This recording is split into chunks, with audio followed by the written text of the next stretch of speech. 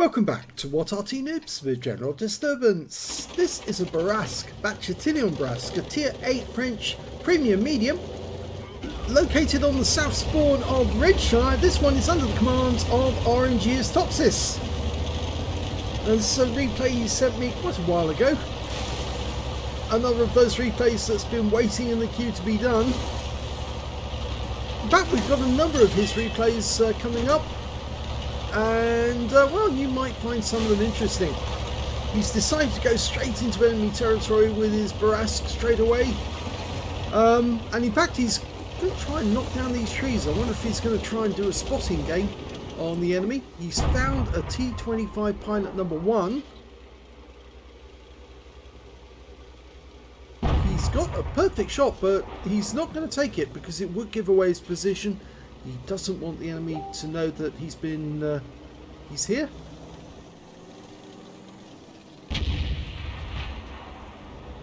His platoon mate's also in a Bourrasque, just a short distance away.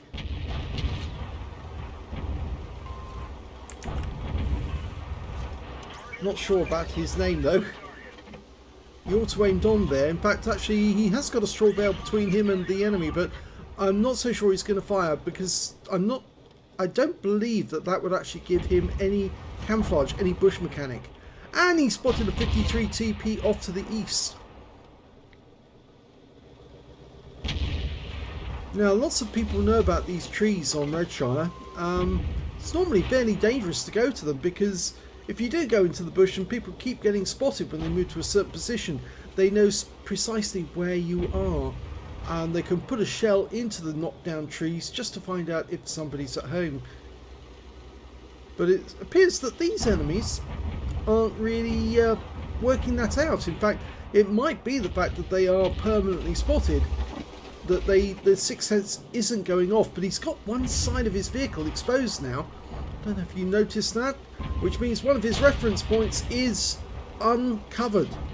Now, if the enemy on the east side of the map see that, then he's going to be immediately spotted, but I think he's done it more to make sure that the reference points on the other side of his vehicle are still covered from the enemy. We did have a bit of a debate a short while ago, oh, he's put it back in again, about the amount of camo that fallen trees give. There was some thought that fir trees don't give as much camo as deciduous. Somebody was saying that fir trees, even when they're knocked down, don't really give much cover at all, or if any. And he's spotting all these enemy tanks, but he's not firing on them to give away his position. He's actually holding back, but he decides he has to go ahead with that one.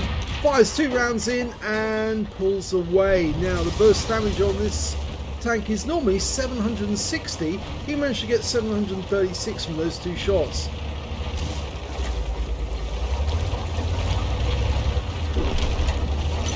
In fact, actually got a low roll on one shot, the first shot, and a high roll on the second one. It's 360 alpha, 720 burst, 214mm penetration with the premium. He hasn't actually loaded any standard rounds whatsoever, but those normally do 190mm penetration.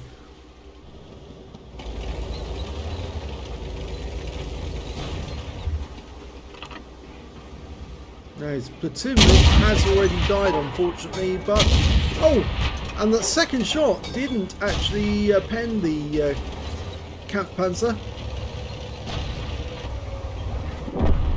and unfortunately his Schwarzpanzer just died. I think because he pulled over the ridgeline quickly, the enemy didn't spot him, but spotted somebody they could hit, and instead he took the brunt. Oh, lovely shot on the T-69. He waited by aiming at the rock to actually get the shot in. Second shot goes into the ISM for 367, a high roll. Standard reload on this tank is 21.54 seconds. He's managed to get 19.32. And the ISM's on the move again. He's a one shot. He's loaded. And the ISM blows up before he can get a shot in. Now the Jagdtiger 88 is just the other side of the hill, but he fires one into the P44 Pantera and kills him. And now he's got a spotter badge as well.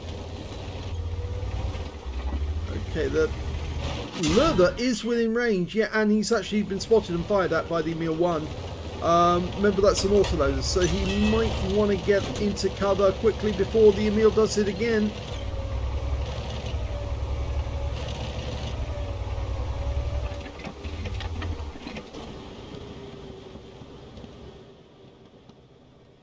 Okay, his team are 2 tanks down at the moment. That's not good.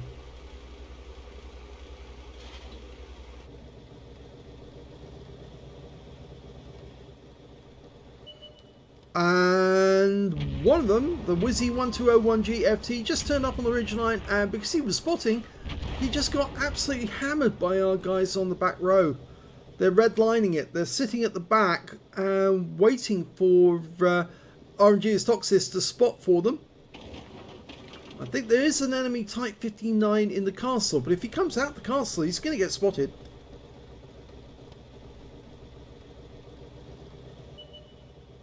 Okay, another spot on that Lurther. Has he got a shot? No, not yet.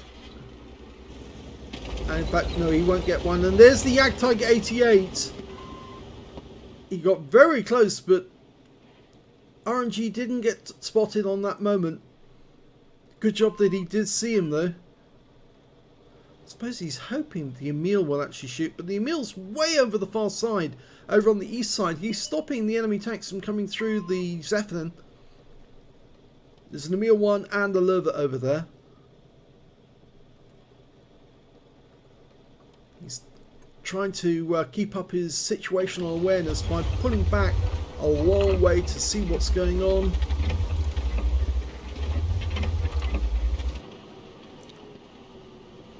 He knows that Wizzy 120 and Jagdtiger are just the other side of the hill.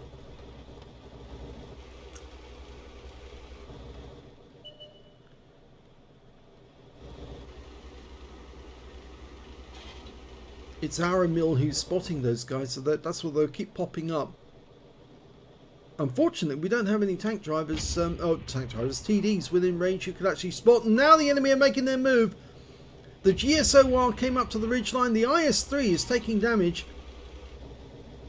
I think RNG is Toxis for the moment holding his fire because he knows that his teammates can actually get the shots and he'll pick up the spotting.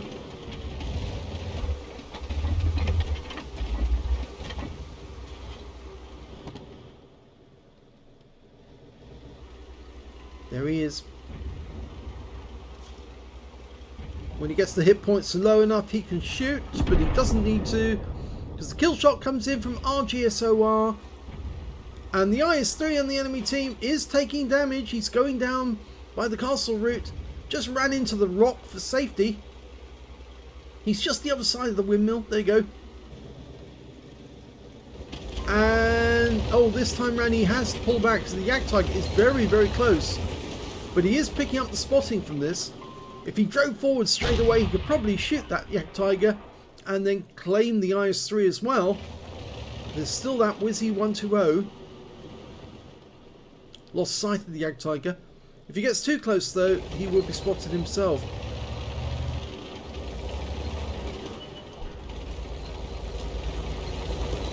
Oh, and the enemy Lurther behind him is actually now in a position where he can shoot him.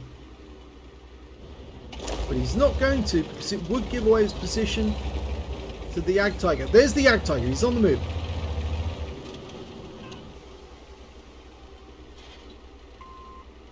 He's trying to get his teammates to shoot at it. They're not shooting. And he takes him out with one shot. And I think he did that so he was pushed up enough so he can survive, but he was seen. Now there's the Wizzy 120. Sorry about the pictures getting a bit laggy at the moment. I think I'm not sure why. Those guys are at the other side of the hill, so he can't get shots on them at the moment. He's going back up onto the hill to see if he can get a shot on that Lurther.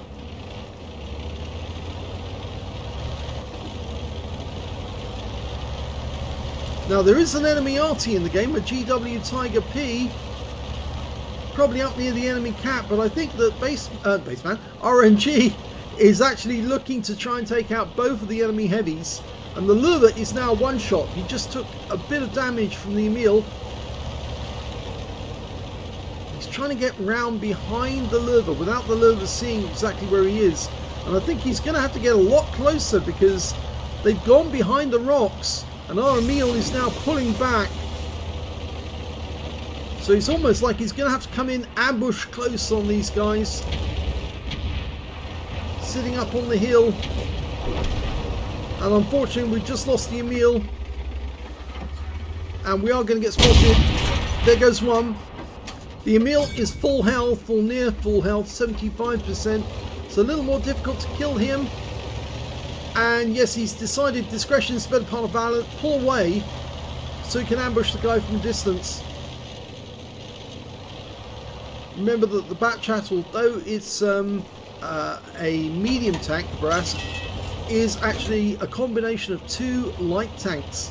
It doesn't have the same camo qualities, the same camo on the move as a light tank, but it's so fast, and with that wicked 105mm gun, it really can do a lot of damage. And yes, we're getting very laggy here at the moment, that's why the picture's juttering quite a lot.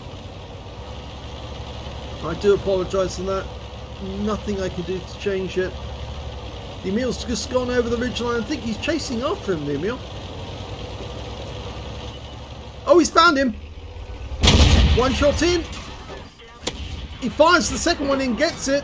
But he has to get behind cover, and the Emil is killed by our Progetto 54. Right from over on the centre.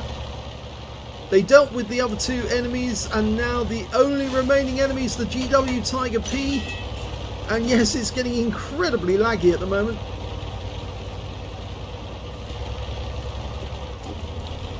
It's not good when we get lag like this. It can be absolutely dreadful when you're playing the game and you've got lag.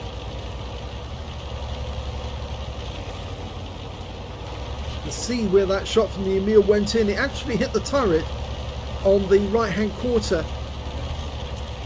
Okay, well, the GW Tiger P could be inside the cops. We're going to have a look. Yes, he is. One shot in. This is for kill. Yep, gets it. And that is the end of the game.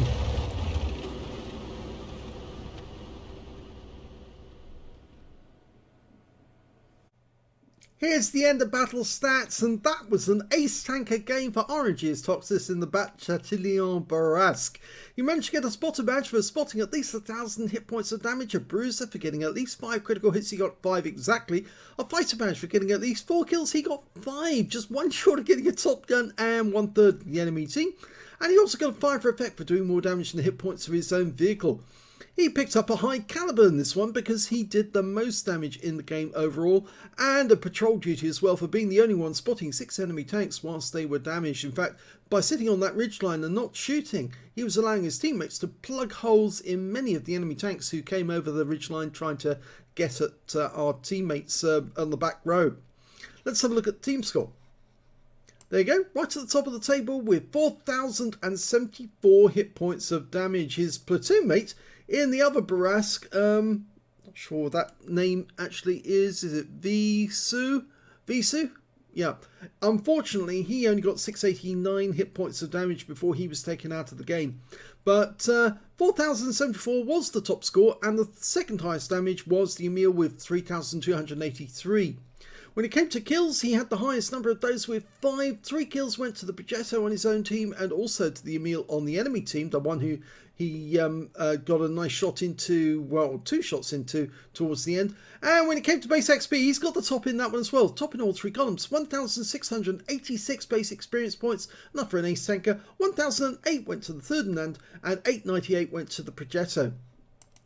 He fired 14 rounds in that game, got 14 direct hits, good accuracy, only 13 penetrations though. One of his shots didn't connect, didn't actually do damage.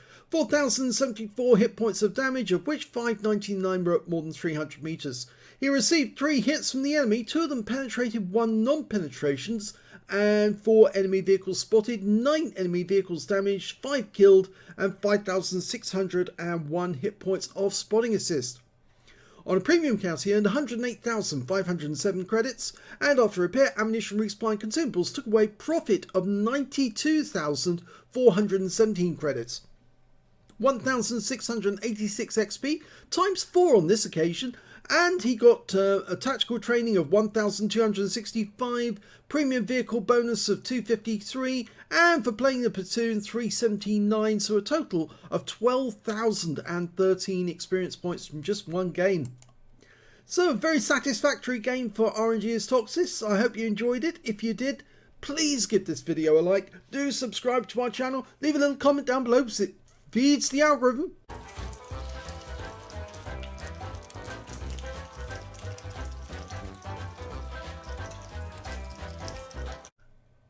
And thank you for watching.